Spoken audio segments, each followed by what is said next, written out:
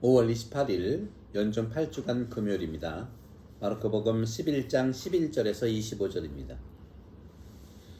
예수님께서 군중의 환호를 받으시면서 예루살렘에 이르러 성전에 들어가셨다. 그리고 그곳의 모든 것을 둘러보신 다음 날이 이미 저물었으므로 12제자와 함께 베타니아로 나가셨다. 이튿날 그들이 베타니아에서 나올 때에 예수님께서는 시장하셨다. 마침 잎이 무성한 무화과 나무를 멀리서 보시고 혹시 그 나무에 무엇이 달렸을까 하여 가까이 가 보셨지만 잎사귀 밖에는 아무것도 보이지 않았다. 무화과철이 아니었기 때문이다. 예수님께서는 그 나무를 향하여 이르셨다. 이제부터 영원히 어느 누구도 너에게서 열매를 따먹는 일이 없을 것이다. 제자들도 이 말씀을 들었다. 그들은 예루살렘으로 갔다. 예수님께서는 성전에 들어가시어 그곳에서 사고 팔고 하는 자들을 쫓아내기 시작하셨다. 환전상들의 탁자와 비둘기 장수들의 의자도 둘러엎으셨다. 또한 아무도 성전을 가로질러 물건을 나르지 못하게 하셨다. 그리고 그들을 가르치시며 이렇게 말씀하셨다. 나의 집은 모든 민족들을 위한 기도의 집이라 불릴 것이다 라고 기록되어 있지 않느냐. 그런데 너희는 이곳을 강도의 수굴로 만들어 버렸다. 수석사자들과 율법학자들은 이 말씀을 듣고 그분을 없앨 방법을 찾았다. 군중이 모두 그분의 가르침에 감탄하는 것을 보고 그분을 두려워하였던 것이다. 날이 저물자 예수님과 제자들은 성 밖으로 나갔다. 이른 아침에 그들이 길을 가다가 그 무화과 나무가 뿌리채 말라있는 것을 보았다. 베드로가 문득 생각이 나서 예수님께 말하였다. 스승님 보십시오. 스승님께서 저주하신 무화과 나무가 말라버렸습니다. 그러자 예수님께서 제자들에게 말씀하셨다. 하느님을 믿어라.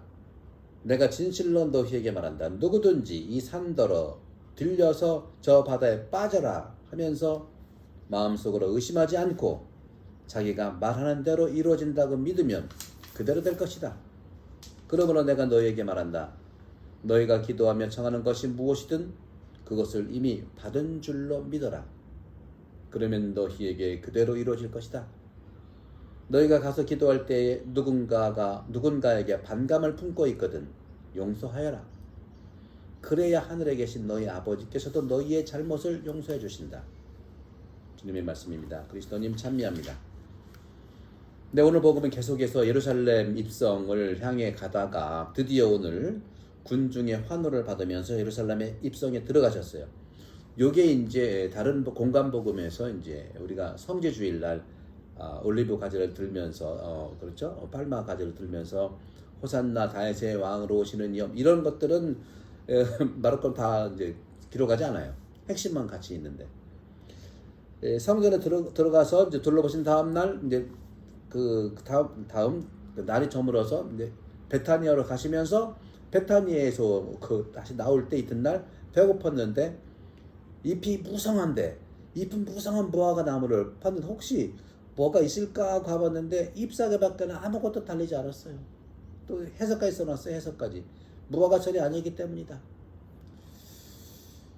그러면서 이제 저주를 내리는 거죠. 이제부터 영원히 어느 누구도 이 무화과 나무 너에게서 인격적으로 대하는 그러니까 무화과 나무는 여기서 예루살렘 성전을 얘기하고 이스라엘의 그런 종교 지도자들, 이스라엘 백성을 얘기하는 것이죠. 구약의 예언자들이 그렇게 뭡니까? 그 질곡한 질타하는 것, 저주 선언, 축복 선언과 저주 선언이 있다면 이건 저주 선언에 해당되는 것이죠. 어느 누구도 무화과 나무 그 풍성해 보이지만 알갱이 정말 그 아무것도 없는 그래서 열매를 앞으로는 따먹는 일이 없을 것이다. 이거 파괴에 대한 이걸 얘기해요. 열매 맺지 않는 나무를 저주하는 것이죠.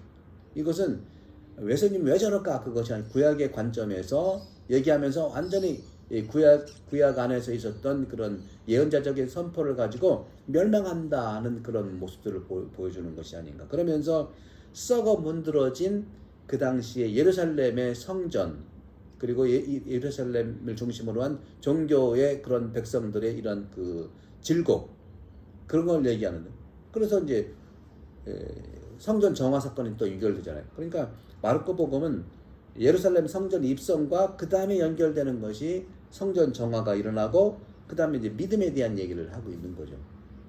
그러면서 성전을 둘러 엎었잖아요.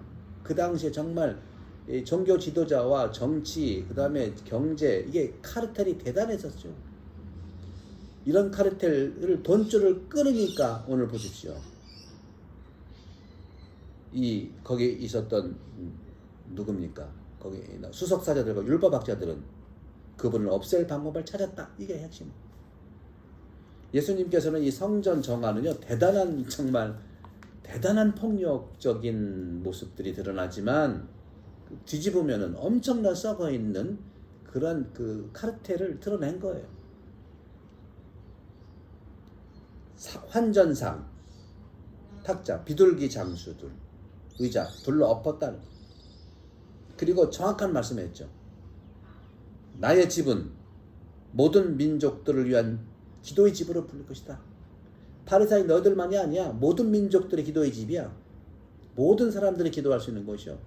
바로 성당도 그렇고 교회는 모든 사람들이 와서 기도할 수가 있어야 된다는 예수님의 가치도 있는 것이죠. 그런데 그것이 아니라 강도의 소굴이라는 말을 아주 썼어요. 강도의 소굴. 이스라엘아 죽어라 이런 뜻하고도 관계가 됐겠죠. 죽어라가 아니라 죽는다는 표현입니다. 그러면서 주님께서 말씀하십니다.